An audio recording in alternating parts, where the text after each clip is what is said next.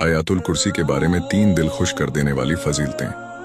Number 1, जो बंदा रात को सोते वक्त आयातुल कुर्सी पढ़ता है तो एक फरिश्ता अल्लाह की तरफ से सारी रात उसकी सांप बिच्छू जादू और हर तरह के बलाओं से हिफाजत करता है। सिवाय मौत के कोई चीज उसको नुकसान नहीं पहुंचा सकती। अल्लाहू अकबर। नंबर 2, जो बंदा हर फर्ज नमाज के बाद आयातुल कुर्सी पढ़ता है तो अल्लाह के रसूल सल्लल्लाहु अलैहि वसल्लम का फरमान है कि उसके और जन्नत के बीच सिर्फ उसकी मौत का फर्क है, यानी जैसे ही रूह कब्जा हुई सीधा जन्नत में जाएगा। सुभान अल्लाह। नंबर 3, अल्लाह के रसूल सल्लल्लाहु अलैहि वसल्लम का फरमान है, पूरे कुरान शरीफ में सबसे ज्यादा फजीलत वाली आयात आयातुल कुर्सी है। हुजूर सल्लल्लाहु अलैहि वसल्लम का इरशाद है, अल्लाह ताला उस शख्स को तरोताजा और शादाब रखो जिसने कोई हदीस सुनी और उसे याद करा। और हुजूर सल्लल्लाहु अलैहि वसल्लम ने अपने आखिरी खुतबा में वो चंद अल्फाज क्या कहे थे? आए लोगो सुनो, मैं शायद अब तुम्हारे बीच ज्यादा वक्त तक नहीं रहूंगा। जो भूखे हैं उन्हें वही खाना खिलाना जो तुम खुद खाना पसंद करते हो।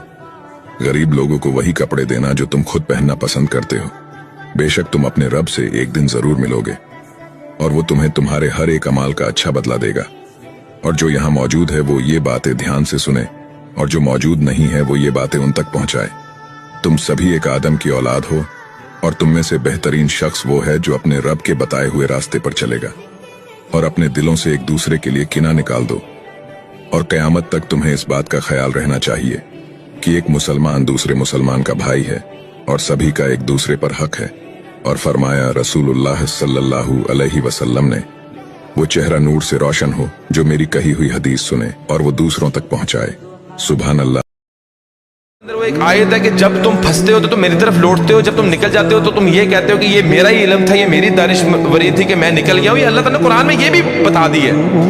तो दुआएं भी ऐसी दिल से निकलती थी कि वो आज भी मुझे अपने अल्फाजों पे भी जो है हैरानगी होती है। मैं तो अल्लाह के हाथ फैलाता था, अल्लाह ताला तो यूसुफ अलैहिस्सलाम को कुएं से निकाल के बादशाह बनाने पे कादिर है। या अल्लाह तो यूनुस अलैहिस्सलाम को मछली के पेट से बाहर निकालने पे कादिर है। या अल्लाह तू मोहम्मद सल्लल्लाहु अलैहि वसल्लम को गार से निकालने पे कादिर है। या अल्लाह तू मूसा अलैहिस्सलाम को फिरौन के ऊपर गालिब करने पे कादिर है। या अल्लाह तू इब्राहिम अलैहिस्सलाम को आग से निकालने पर कादिर है। या अल्लाह मेरा मसला तेरे आगे क्या है? 1.5 महीना मुझे आज भी याद है, 1.5 महीना, और जिस चुंगल में मैं फंसा था वहां से आजाद हो गई। मेरी 100% रिकवरी हो गई, मैं बिल्कुल इजी हो गया। तब मेरा यकीन पुख्ता हो गया कि मैंने जिंदगी के अंदर कभी किसी मखलूक के आगे कोई हाथ नहीं फैलाने, कभी किसी को काम नहीं कहना। जब मेरा रब चाहेगा मैं रब को कहना है, मेरा रब चाहेगा हो जाएगा, नहीं तो कोई मसला नहीं। भाई कामयाबियों के बड़े सरबराह होते हैं। कामयाब हो जाए तो सारे कहते हैं मेरी सपोर्ट से हुआ है। नाकामियां हमेशा यतीम होती है, नाकामियों का कोई सरबराह नहीं होता। जब तक तू काजी था तो बड़े बात थी, हर बंदा कहता था रिश्तेदार है। रुसवाई हो गई तो वो तेरी आंख हो या संगे मलामत की चुभन, कौन पहुंचा है मेरे दर्द की गहराई तक। दौरे शोहरत में तो यारों ने किया याद बहुत, साथ आया ना कोई कूचे रुसवाई तक। सुबह सूरह यासीन पढ़ता है, मेरे महबूब ने फरमाया सारे दिन के मामलात अल्लाह पूरे फरमाते हैं।